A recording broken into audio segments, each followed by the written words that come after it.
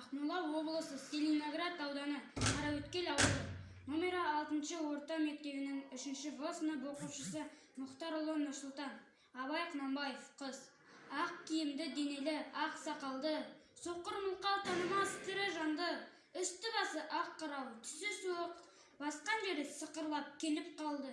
Демалыссыз күрік, аяз бен қар, кәрі құдан қыз келіп әлек салды. Ұшпадай бөркін киген оқшыр айтып, аязбенен қызарып, ажарланды. Бұлттай қасы жауып екі көзін, басын сілкісе қар жауып мазаңдалды.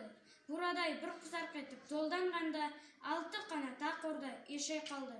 Әуес көріп жүгірген жас балалар, беті қолы домбылып үсік шалды.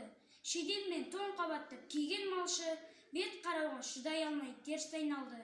Қар тепкенге қажымас қайран жылқы, титығы құруына азақ қалды.